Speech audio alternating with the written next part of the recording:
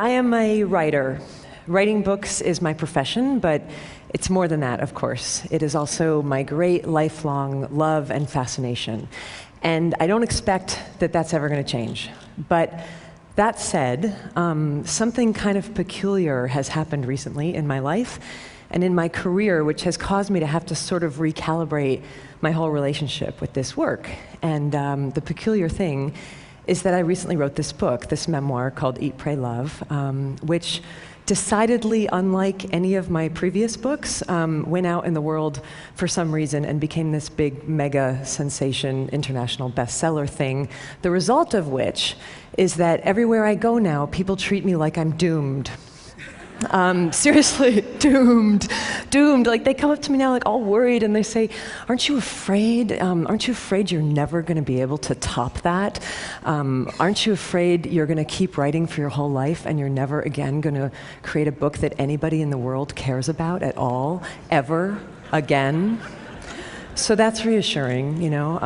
But it would be worse, except for that I happen to remember that over 20 years ago, when I first started telling people when I was a teenager that I wanted to be a writer, I was met with this same kind of sort of fear-based reaction, and people would say, aren't you afraid you're never going to have any success? Aren't you afraid the humiliation of rejection will kill you? Aren't you afraid that you're going to work your whole life at this craft and nothing's ever going to come of it and you're going to die on a scrap heap of broken dreams with your mouth filled with bitter ash of failure?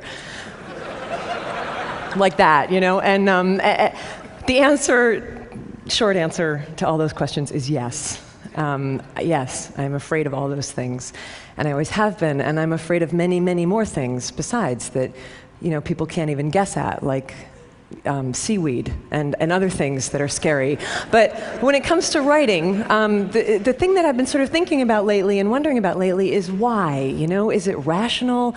Is it logical that anybody should be expected to be afraid of the work that they feel they were put on this earth to do, you know? And what is it specifically about creative ventures that seems to make us really nervous about each other's mental health in a way that other careers kind of don't do, you know? Like my dad, for example, was a chemical engineer, and I don't recall once in his 40 years of chemical engineering anybody asking him if he was afraid to be a chemical engineer, you know? It just didn't come, like, got chemical engineering block, John, you know, how's it going?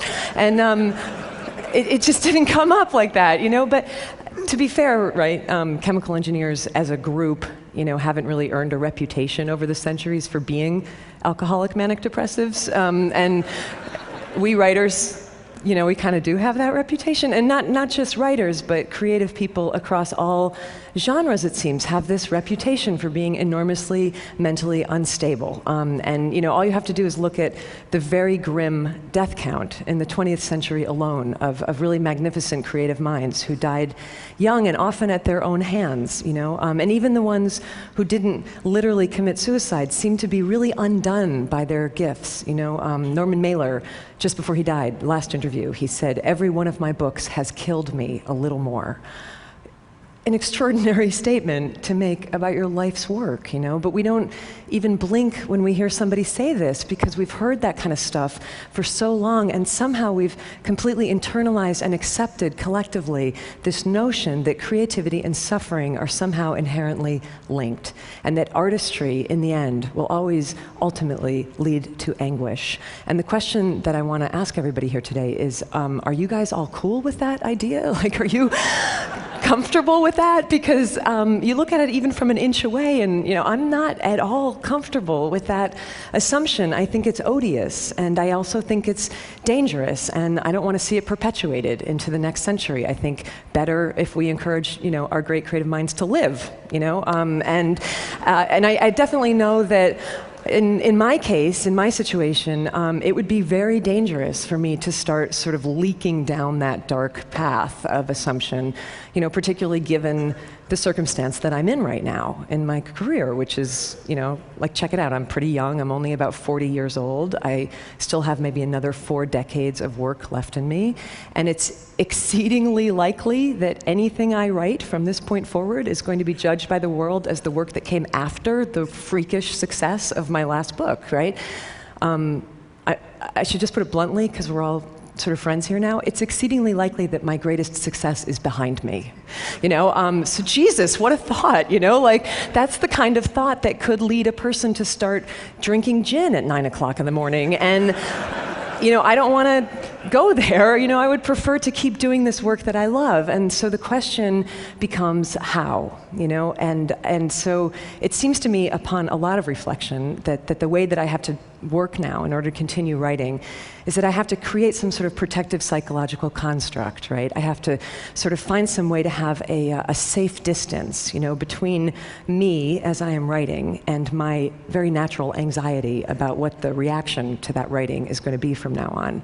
And as I've been looking over the last year for like models for how to do that, I've been sort of looking across time, and I've been trying to find like other societies to see if they might have had better and saner ideas than we have about how to help creative people sort of manage the inherent emotional risks of creativity. And that search has led me to ancient Greece and ancient Rome.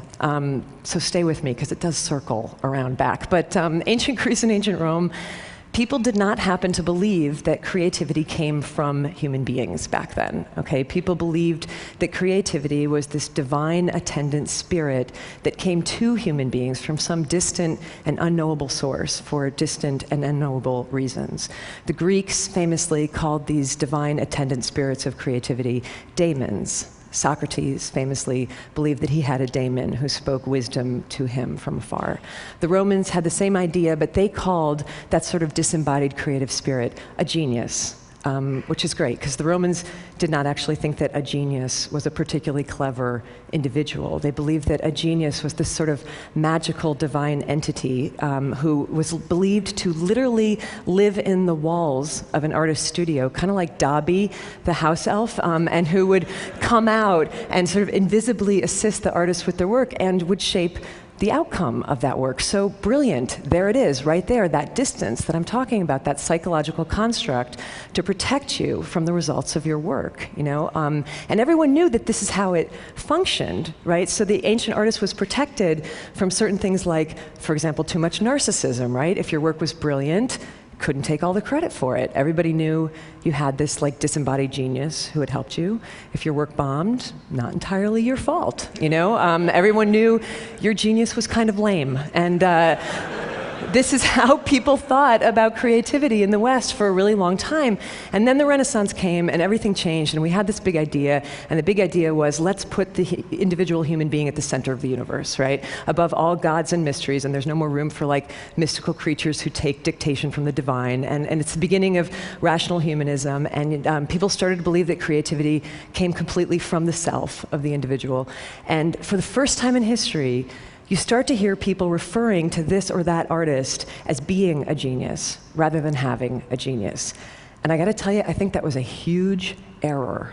I think that allowing somebody, like one mere person, to believe that he or she is like the vessel, like the font and the essence and the source of all divine, creative, unknowable, eternal mystery is just like a smidge too much responsibility to put on one fragile human psyche. It's like asking somebody to swallow the sun. It just completely warps and distorts egos, and it creates all these unmanageable expectations about performance. And I think the pressure of that has been killing off our artists for the last 500 years. And if this is true, and I think it is true, the question becomes, what now? Can we do this differently? Maybe go back to some more ancient understanding about the relationship between humans and the creative mystery. Maybe not, maybe we can't just erase 500 years of rational humanistic thought in one 18-minute speech. And there's probably people in this audience who would raise like really legitimate scientific suspicions about the notion of basically fairies who follow people around like rubbing fairy juice on their projects and stuff. Like, I'm not probably going to bring you all along with me on this. But the question that I kind of want to pose is, why not? why not think about it this way? Because it makes as much sense as anything else I have ever heard in terms of explaining the utter maddening capriciousness of the creative process, a process which, as anybody who has ever tried to make something, which is to say, as basically everyone here knows, does not always behave rationally, and in fact can sometimes feel downright paranormal. I had this encounter recently where I met the extraordinary American poet Ruth Stone, who's now in her 90s, but she's been a poet her entire life, and she told me that when she was growing up in rural Virginia, she would be out working in the fields, and she said she would like feel and hear a poem coming at her from over the landscape, and she said it was like a thunderous train of air, and it would come barreling down at her over the landscape, and when she felt it coming, because it would like shake the earth under her feet, she knew that she had only one thing to do at that point, and that was to, in her words, run like hell. And she would like run like hell to the house, and she'd be getting chased by this poem, and the whole deal was that she had to get to a piece of paper and a pencil fast enough so that when it thundered through her, she could collect it and grab it on the page. And other times, she wouldn't be fast enough, so she'd be like running and running and running, and she wouldn't get to the house, and the poem would like barrel through her, and she would miss it. And she said it would continue on across the landscape, looking, as she put it, for another poet. And then there were these times, this is the piece I never forgot. She said that there were moments when she would almost miss it, right? So she's like running into the house and she's looking for the paper, and the poem passes through her, and she grabs a pencil just as it's going through her, and then she said it was like she would reach out with her other hand and she would catch it. She would catch the poem by its tail, and she would pull it backwards into her body as she was transcribing on the page. And in these instances, the poem would come up on the page perfect and intact, but backwards from the last word to the first. So when I heard that, I was like, that's uncanny. That's exactly what my creative process is like. It's not at all what my creative process, I'm not the pipeline, like I'm a mule, and the way that I have to work is that I have to get up at the same time every day and like sweat and labor and like barrel through it really awkwardly. But even I, in my mulishness, even I have brushed up against that thing, at times. And I would imagine that a lot of you have too. Like even I have had work or ideas come through me from a source that I honestly cannot identify. And what is that thing? And how are we to relate to it in a way that will not make us lose our minds, but in fact might actually keep us sane? And for me, the best contemporary example that I have of how to do that is the musician Tom Waits, who I got to interview several years ago on a magazine assignment, and we were talking about this. And Tom, I mean, for most of his life, he was pretty much the embodiment of the tormented contemporary modern artist. Like trying to control and manage and dominate these sort of uncontrollable creative impulses, that were totally internalized. But then he got older and he got calmer. And one day he was driving down the freeway in Los Angeles, he told me, and this is when it all changed for him. And he's like speeding along, and all of a sudden he hears this little fragment of melody, that comes into his head, as inspiration often comes, elusive and tantalizing, and he wants it, it's gorgeous, and he longs for it, but he has no way to get it. He doesn't have a piece of paper, he doesn't have a pencil, he doesn't have a tape recorder. So he starts to feel all that old anxiety start to rise in him, like, I'm gonna lose this thing, and then I'm gonna be haunted by this song forever, and I'm not good enough, and I can't do it. And instead of panicking, he just stopped that whole mental process, and he did something completely novel. He just looked up at the sky and he said, "Excuse me, can you not see that I'm driving? Do I look like I can write down a song right now? If you really want to exist, come back at a more opportune moment when I can take care of you. Otherwise, go bother somebody else today. Go bother Leonard Cohen, And his whole work process changed after that. Not the work. The work was still like oftentimes as dark as ever, but the process and the heavy anxiety around it was released when he took the genius out of him, where it was causing nothing but trouble, and released it kind of back where it came from, and realized that this didn't have to be this internalized, tormented thing. It could be this peculiar, wondrous, bizarre collaboration, kind of conversation between Tom and the strange external thing that was not quite Tom. So when I heard that story, it started to shift a little bit the way that I worked too, and it already saved me once, this idea. It saved me when I was in the middle of writing Eat, Pray, Love, and I fell into one of those sort of pits of despair that we all fall into when we're working on something and it's not coming, and you start to think this is going to be a disaster, this is going to be the worst book ever written, not just bad, but the worst book ever written. And I started to think I should just dump this project, you know? But then I remembered Tom talking to the open air, and I tried it. So I just lifted my face up from the manuscript and I directed my comments to an empty corner of the room, and I said aloud, listen, you thing, you and I both know that if this book isn't brilliant, that is not entirely my fault, right? Because you can see that I am putting everything I have into this. You know, I don't have any more than this. So if you want it to be better, then you got to show up and do your part of the deal, okay? But if you don't do that, you know what, the hell with it, I'm going to keep writing anyway because that's my job. And I would please like the record to reflect today that I showed up for my part of the job. Because, thank you. In the end, it's like this, okay? Centuries ago, in the deserts of North Africa, people used to gather for these moonlight dances of sacred dance and music that would go on for hours and hours until dawn. And they were always magnificent because the dancers were professionals and they were terrific, right? But every once in a while, very rarely, something would happen and one of these performers would actually become transcendent. And I know you know what I'm talking about because I know you've all seen at some point in your life a performance like this, you know? And it was like time would stop and the dancer would sort of step through some kind of portal, and he wasn't doing anything different than he had ever done, you know, 1,000 nights before, but everything would align, and all of a sudden he would no longer appear to be merely human. You know, he would be like lit from within and lit from below, and all like lit up on fire with divinity.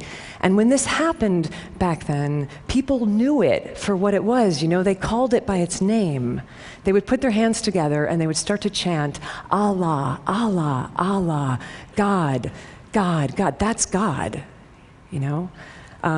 Curious historical footnote, when the Moors invaded southern Spain, they took this custom with them, and the pronunciation changed over the centuries from Allah, Allah, Allah to ole, ole, ole, which you still hear in bullfights and in flamenco dances in Spain when a performer has done something impossible and magic. Allah, ole, ole, Allah, magnificent, bravo, incomprehensible, there it is, a glimpse of God. Which is great, because we need that. But the tricky bit comes the next morning, right, for the dancer himself, when he wakes up and discovers that it's Tuesday at 11 a.m. and he's no longer a glimpse of God. He's just an aging mortal with really bad knees, and you know, maybe he's never going to ascend to that height again, and maybe nobody will ever chant God's name again as he spins, and what is he then to do with the rest of his life? This is hard. This is one of the most painful reconciliations to make in a creative life, you know? But maybe it doesn't have to be quite so full of anguish if you never happened to believe in the first place that the most extraordinary aspects of your being came from you. But maybe if you just believed that they were on loan to you, you know, from some unimaginable source for some exquisite portion of your life to be passed along when you're finished with somebody else. And you know, if we think about it this way, it starts to change everything. You know, this is how I've started to think, and this is certainly how I was thinking about it in the last few months, you know, as I've been working on the book that will soon be published as the dangerously, frighteningly over-anticipated follow-up to my freakish success. And what I have to sort of keep telling myself when I get really psyched out about that is don't be afraid, don't be daunted, just do your job. Continue to show up for your piece of it, whatever that might be. If your job is to dance, do your dance.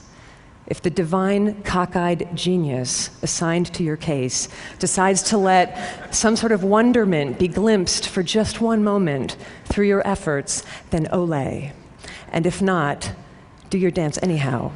And ole to you nonetheless. I believe this and I feel like we must teach it. Ole to you nonetheless, just for having the sheer human love and stubbornness to keep showing up. Thank you. Thank you. Thank you. Thank you.